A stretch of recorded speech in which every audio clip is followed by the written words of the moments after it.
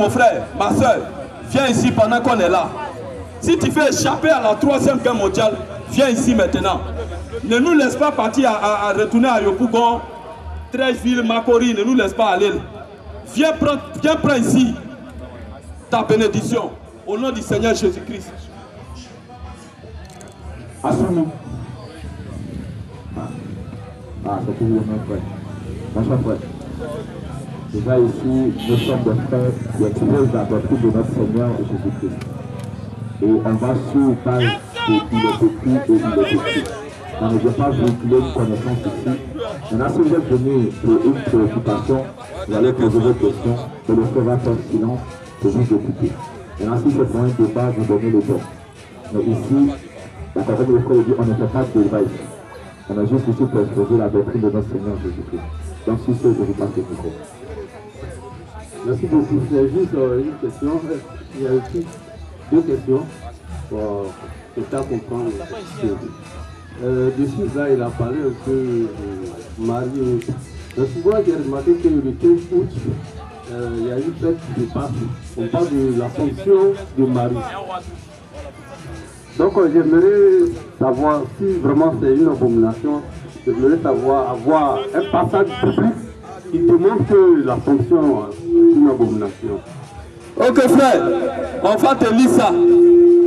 On va te lire que l'Assomption c'est le diable, c'est Satan. Et la Bible a dit ça depuis l'Ancien Testament.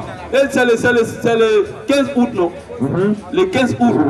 La date sera donnée même dans la Bible. Le 15 août, là, c'est écrit noir sur blanc.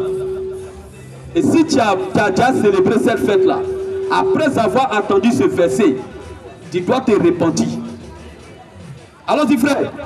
Assomption c'est le diable ça, c'est Satan. C'est Satan, Assomption c'est la montée de Marie, non? C'est ça. Ma frère, remarque un peu. Remarque un peu. Quand Marie monte au ciel, tout le monde est au courant. Mais quand elle descend, on n'est jamais au courant. Chaque 15 août elle monte. Mais à quel moment elle descend et à quel moment elle monte? Quand elle monte, on est au courant. C'est quoi ça? Chaque 15 août elle monte au ciel. Mais à quel moment elle descend et puis elle remonte? Écoute un peu. 1 roi 12 verset. 1 roi 12 verset. Je reprends Baptiste Sichem. Allons-y frère. Sur la montagne d'Ephraïm. Si la montagne d'Ephraïm. Et il demeura. Puis il a sorti. Et bâtit Péniel. Je reprends dit à son cœur. Allons-y frère. Le royaume pourrait bien maintenant retourner à la maison de David. Allons-y frère. Si ce peuple monte à Jérusalem pour faire des sacrifices dans la maison de l'Éternel, le cœur de ce peuple se retournera à son Seigneur, à Roboam, roi de Juda, et ils me tueront. Après être consulté, le roi fit quoi? Deux feux d'or, c'est l'idolâtrie, deux feux d'or. Et il dit au peuple, assez longtemps, vous êtes monté à Jérusalem. Israël, voici ton Dieu. Là, il dit voici ton Dieu. Qui t'a fait sortir du pays d'Égypte. Qui t'a fait sortir du pays d'Égypte. Il plaça l'un de ses veaux. Il plaça l'un de ses veaux là à Bethel. Et il mit l'autel à Adam. Il a mis l'autel à Adam. Ce fut là une occasion de péché. Il dit retiens très bien. Il dit c'est une occasion de péché.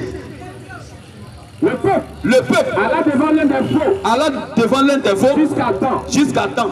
Je reprends une maison de haut lieu. Allons-y frère. Et il créait des sacrificateurs. Il créait quoi? Des sacrificateurs. Il créait quoi? Des sacrificateurs. Il créait des sacrificateurs. Donc en un mot, ce n'était pas Dieu qui créait ces sacrificateurs. Quand on dit sacrificateur, c'est celui qui fait le sacerdoce, le sacrifice.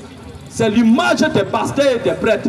Donc c'est eux-mêmes, ils ont les écoles où ils forment des prêtres, des sacrificateurs. C'est pas ça qui est là aujourd'hui, on voit. Et même ils produisent des serviteurs de Dieu.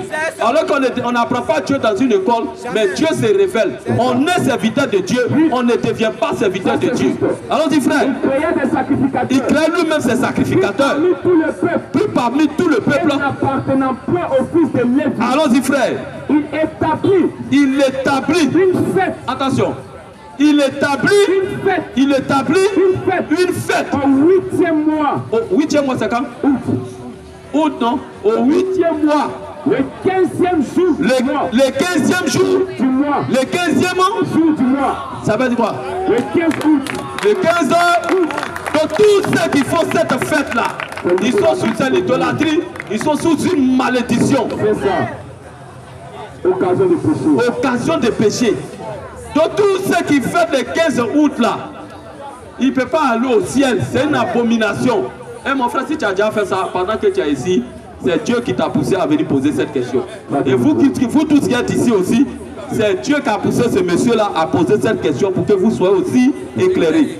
Demain, si vous voyez ces gens-là courir pour aller faire absorption de Marie, vous dites, moi je ne suis pas dedans, ça c'est l'idolâtrie. C'est ça. C'est une occasion de pécher. Si tu as ton parent au catholique, va lui dire en même temps, ma soeur, maman, papa, faut pas participer à cette fête-là. C'est une occasion de péché. C'est une abomination contre l'Éternel. Donc il faut te repentir. Normalement, une fois que tu finis d'entendre ça là, tu dois venir prendre ton baptême. Tu dois venir prendre ton baptême. Tu vois un peu? Donc cette fête a été placée le 8e jour, le 15 août. Du mois. Tu comprends un peu? Donc voici un peu la réponse à ta question. Tu as une décision à prendre maintenant. La fois passée ici, vous avez dit qu'un chrétien, s'il a l'opportunité d'épouser une femme, c'est qu'une seule femme doit épouser. Mais à ce qu'il sache, un homme, la femme de son père, n'est pas sa maman biologique. À ce qu'il sache. Mais dans la Bible, on dit, il y a deux chrétiens quelque part là, on dit, il y a un chrétien qui a cherché la femme de son père. Ça veut dire que quelque part avant ce chrétien là, son père là, il avait deux femmes. Mais frère, on n'a pas dit qu'un chrétien doit marier une seule femme. On n'a pas dit ça ici. On n'a pas dit ça. Okay. Mais ce que nous disons,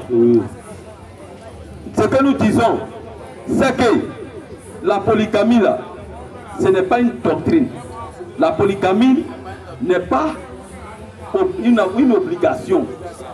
Si j'ai les moyens, que j'ai l'argent et que je vais prendre une deuxième femme, Dieu ne me condamne pas. Mais ce n'est pas parce que tu as deux femmes que tu vas aller au ciel. Ce n'est pas parce que tu n'es pas marié que tu vas aller au ciel. Ce n'est pas parce que tu as une femme que tu vas aller au ciel. Mais ce qui va t'amener au ciel, c'est la foi en Jésus-Christ. Toi, tu as deux femmes là. Est-ce que tu crois en Jésus? Parce que féticheur aussi a deux femmes. Hein? Toi, tu as une femme là. Est-ce que tu crois en Jésus? Parce que la polygamie, ce n'est pas une doctrine qu'on doit prêcher dehors à tout le monde. Nous, ceux qui sont dehors qui disent les chrétiens doivent avoir plusieurs femmes. T'es brandi la polygamie. C'est très dangereux. Très, très dangereux. Quand tu parles aux gens qui n'ont même pas encore reçu l'esprit de Christ. Mais lui va dire, ben, quand il s'envoie, tout de suite, tu as même posé question. Quand tu vas aller, tu apprends une. Tu apprends. Quand on parlait, tu apprends un verset biblique pour montrer. C'est pas péché. Tu ne peux même pas t'occuper. Oh, c'est que la Bible dit ici. Allons-y, Exode 21, 10. Exode 21, verset 10. Allons-y, frère. Exode 21, verset 10. Donc la polygamie n'est pas une doctrine. Non. C'est pas une doctrine. Tu comprends un peu? Allons-y, frère, allons-y. S'il prend une autre femme, tu vois, s'il prend une autre femme, il ne retracera rien pour la première. Il ne retracera rien pour la première femme. À la nourriture. C'est-à-dire, si tu lui donnais 100 000 avant que tu ne prennes deuxième femme, si quand tu prends ta deuxième femme, continue de donner ces 100 000. Tu ne dois rien retrancher. À la nourriture, aux vêtements. Si tu lui donnais 10 complets de pain par mois, quand tu prends deux femmes, il faut continuer à donner ces 10 complets, ces 20 complets de pain.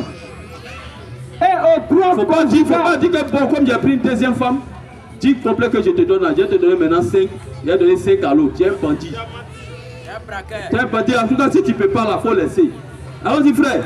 Et au droit conjugal. Au droit conjugal. Si tu avais l'habitude de dormir par semaine avec elle 2 jours, 3 jours, quand tu prends deuxième femme, tu dois continuer à aller avec elle les 3 jours. C'est-à-dire quoi? C'est-à-dire, non, attends. C'est-à-dire, si tu as coco, c'est pas la peine.